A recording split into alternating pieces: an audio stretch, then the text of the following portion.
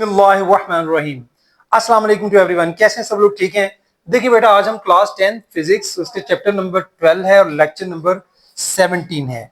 तो इसमें हम जो डिस्कस करने जा रहे हैं वो है जी image location by lens equation. हमने आज डिस्कस करने आपके साथ इमेज लोकेशन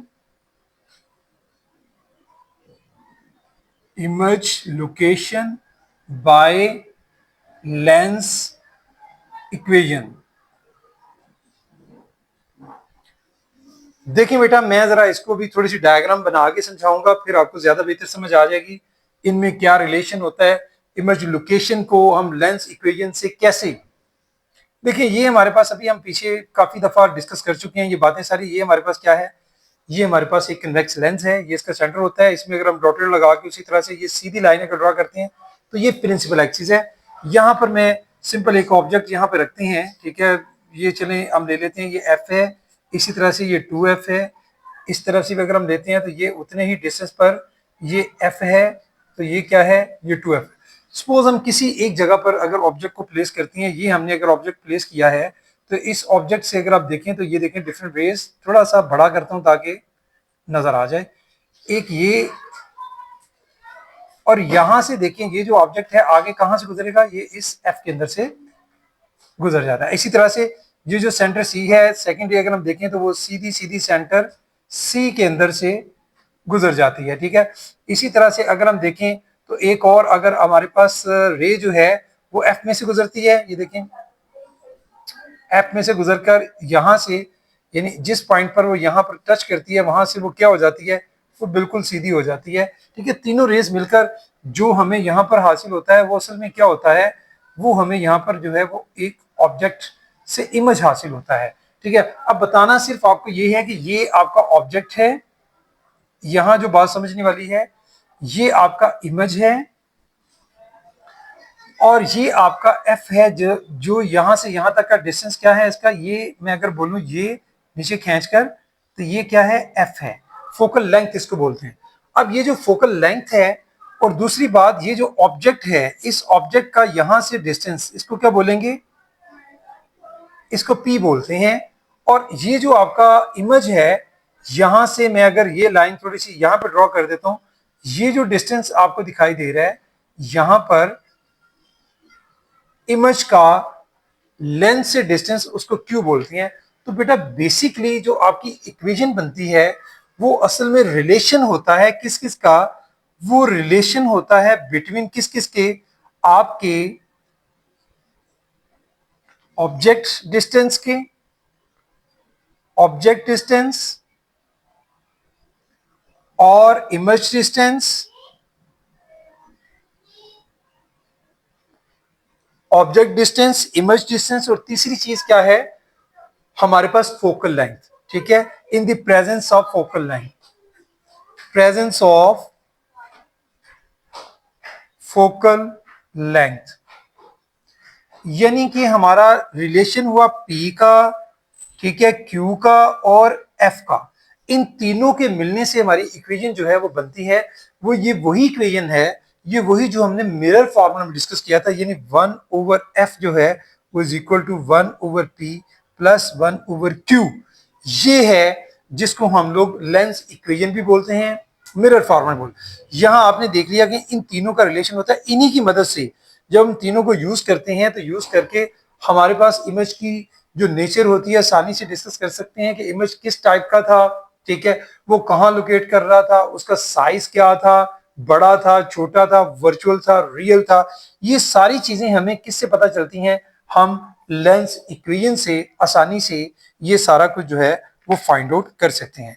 एक बात तो ये होगी हमारे पास। दूसरी बात हम ये करेंगे कि इससे हम लोग साइन कन्वर्शंस होते हैं, जो हम लोग साइन कन्वेंशंस देखता हूं, मैं आपके साथ डिस्कस करता हूं। फॉर लेंस के लिए छोटा सा टॉपिक है, sign conventions, sign conventions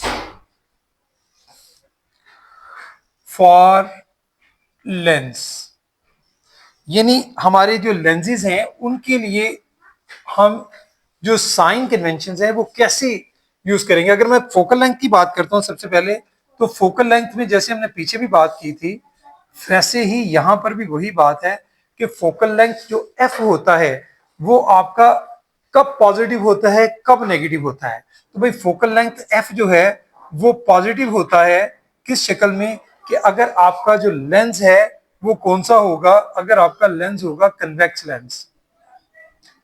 convex lens में आपका फोकल लेंथ क्या होता है, पॉजिटिव होता है। इसी तरह से आपका फोकल लेंथ नेगेटिव होता है किस में, कनकेव लेंस में। बात की समझ आई। इसी तरह से फोकल लेंथ के बाद हम बात करते हैं ऑब्जेक्ट डिस्टेंस की। ऑब्जेक्ट डिस्टेंस जो है जिसको हम पी से डिनोट करते हैं, ऑब्जेक्ट डिस्टेंस मीन पी।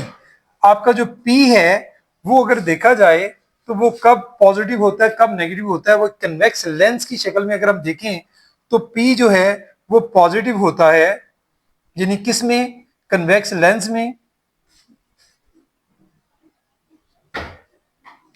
या कनकेव लेंस की भी अगर हम बात करें तो भाई आपका जो पी है वो पॉजिटिव कन्वेक्स और कनकेव दोनों में होता है, ठीक है। लेकिन शक्ल क्या होगी कि अगर वो पी जो है वो किस साइड पर होगा, अगर वो होगा लेफ्ट साइड पर। किस साइड पर होगा, लेंस से लेफ्ट साइड पर होगा। जैसे ये मैं अगर लेंस बनाता हूं तो इसके अगर वो लेफ्ट साइड पर है, इस तरफ है, तो आपका पी पॉजिटिव होगा। और अगर आपका पी जो है वो राइट साइड पर होगा, ये लेफ्ट साइड है, ये राइट साइड है, अगर वो राइट साइड पर होगा तो तब आपका पी जो है वो नेगेटिव होगा। पी नेगेटिव कब होगा, जब वो कनकेव या कन्वेक्स लेंस ही के किस तरफ होगा, राइट साइड पर होगा। ठीक है, दोनों में एक ही बात होगी। उसके बाद रह जाता है आपका इमेज डिस्टेंस, जिसको आप क्यू से डिनोट करते हैं, इमेज डिस्टेंस। तो भाई इमेज डिस्टेंस जो है उसको हम क्यू से डिनोट करते हैं। तो क्यू जो है हमारा पॉजिटिव कब होता है, नेगेटिव कब होता है। अगर तो आपका इमेज जो है, अगर कन्वेक्स लेंस के वाले से बात कर लेते हैं, अगर वो राइट साइड पर बनेगा, यानी Q पॉजिटिव होगा अगर वो कन्वेक्स लेंस में किस तरफ होगा, राइट साइड पर। ठीक है, राइट साइड पर होगा कन्वेक्स लेंस में। कन्वेक्स लेंस में राइट साइड पर होगा तो पॉजिटिव होगा। और अगर वो लेफ्ट साइड पर होगा, बिहाइंड द लेंस होगा, लेफ्ट साइड पर होगा, तो फिर Q नेगेटिव होगा। ये कन्वेक्स लेंस की बात हो रही है। लेकिन कनकेव लेंस की अगर बात करें तो कनकेव लेंस में आपका जो Q होता है वो नेगेटिव होता है। कनकेव लेंस में आपका Q नेगेटिव होता है, क्योंकि उसमें जो इमेज है वो बनता ही वर्चुअल है। कन्वेक्स लेंस में कभी वर्चुअल होता है, कभी रियल होता है। रियल तब होता है जब वो राइट साइड पे बनता है। जब वो लेफ्ट साइड पे इमेज बनेगा तो वो आपका वर्चुअल होगा, तो वो नेगेटिव होगा। ये साइन है, ये आपने याद रखने हैं। यानी कन्वेंशंस मीन के कौन से साइन यूज करेंगे आप पी के लिए, क्यू के लिए या एफ के लिए, जब आप लोग जो है वो न्यूमेरिकल्स सॉल्व करने की तरफ जाते हैं। तो भाई इसी हवाले से मैं आगे चलता हूं। आगे कुछ एग्जांपल्स हैं जिसमें हम लोग इसको डिस्कस करेंगे। ठीक है, इन्हीं चीजों को।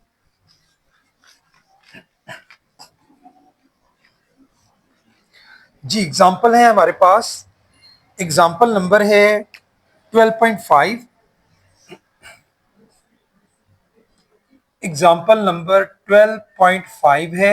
सबसे पहले हम इसका डेटा बना लेंगे, देखते हैं हमें क्या क्या चीजें गिवन है। हमें गिवन है पर्सन 1.7 मीटर टॉल।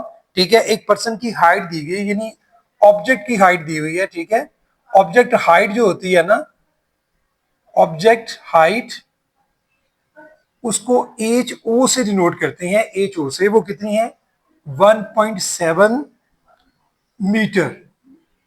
ठीक है जी। उसके बाद देखिए नेक्स्ट हमारे पास क्या है। नेक्स्ट हमारे पास दिया गया है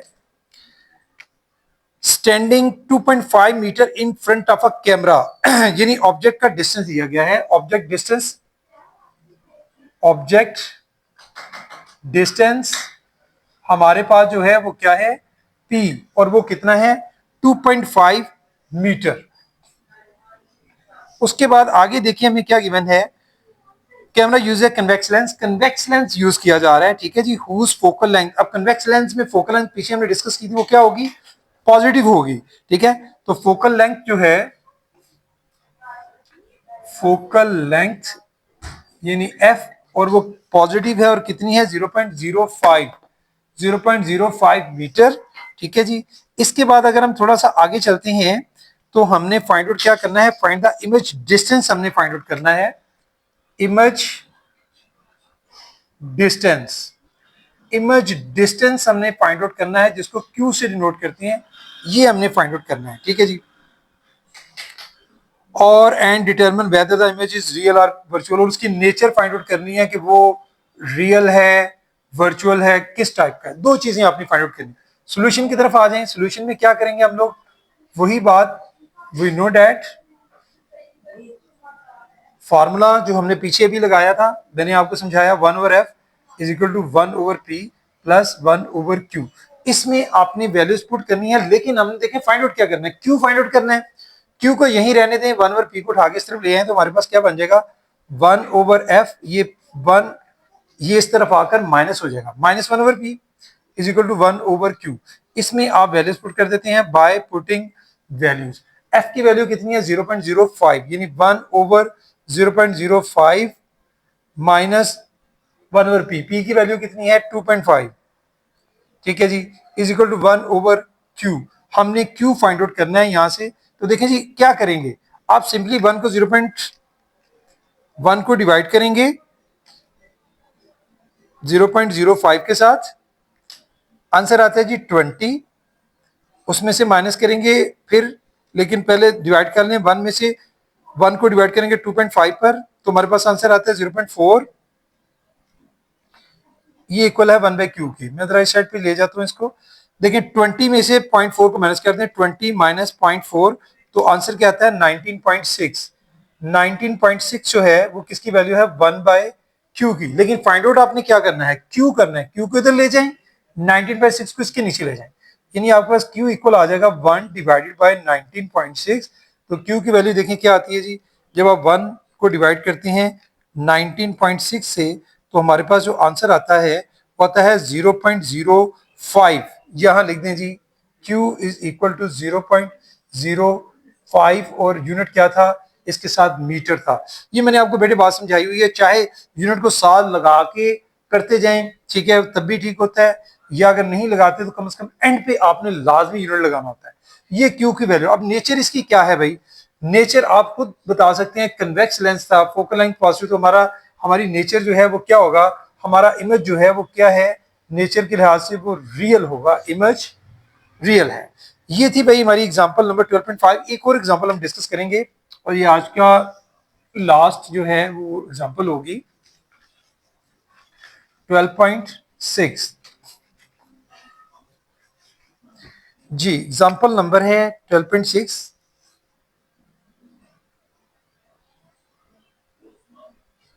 सबसे पहले डेटा बनाते हैं, देखते हैं हमारे पास क्या क्या चीजें गिवन है। लिखा हुआ है जी, concave lens has focal length of 15। अब कनकेव लेंस है, शुरू में ही समझ लेनी है बात, कनकेव लेंस में फोकल लेंथ क्या होगी, नेगेटिव होगी। तो लिखें जी, फोकल लेंथ जो है हमें गिवन है, focal length mean F is equal to, उसकी वैल्यू कितनी है 15 सेंटीमीटर, लेकिन आप साथ क्या लगाएंगे, माइनस का साइन, -15 सेंटीमीटर। अच्छा जी, at that distance should the object from the lens be place. हमने ऑब्जेक्ट का डिस्टेंस निकालना है, ठीक है। ऑब्जेक्ट डिस्टेंस पूछ रहे हैं कि वो क्या होगा, ऑब्जेक्ट डिस्टेंस मीन पी हमने फाइंड आउट करना है यहां पर, ठीक हो गया। उसके बाद आगे देखें क्या लिखा हुआ है, from the lens to be place so that it forms an image at 10 centimetre from the lens, यानी 10 centimetre from the lens. Image का डिस्टेंस क्या होता है, क्यू। देखिए जी, इमेज डिस्टेंस, इमेज डिस्टेंस जो है वो हमारे पास क्या होगा, क्यू, वो कितना दिया गया है 10 सेंटीमीटर, ठीक हो गया। आगे मजीद दे रहे हैं, also find the magnification of the lens. आपने मैग्निफिकेशन भी फाइंड आउट करनी है, magnification small M question mark. अब आ जाते हैं हम लोग सॉल्यूशन की तरफ। सॉल्यूशन में लिखें, वी नो दैट, जी जब आप फार्मूला वही अप्लाई होगा जो ऑलरेडी आपने पीछे किया था, वही फार्मूला बेटे ऑलमोस्ट इसके मोस्ट न्यूमेरिकल्स में अप्लाई होता है, यानी 1/f is equal to 1/p plus 1/q। देखिए भाई फाइंड आउट क्या करना है, p फाइंड आउट करना है, तो आप 1/q को उठा के इस तरह ले जाएं, यानी हमारे पास ये क्या बन जाएगा 1/f minus 1/q is equal to 1/p। क्या करेंगे इसमें, जस्ट आप वैल्यूज पुट करें पहले बाय पुटिंग वैल्यूज।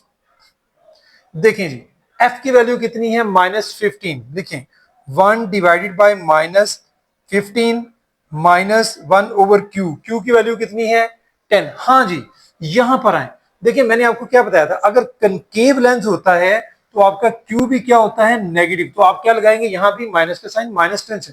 अगर कन्वेक्स होता तो फिर आपका q इमेज जो था वो पॉजिटिव होना था, रियल होता है मोस्ट ऑफ द टाइम, लेकिन यहां जो है आपका इमेज बनता ही वर्चुअल है कनकेव में, तो इसलिए -10 सेंटीमीटर इसका डिस्टेंस आप लिखेंगे, तो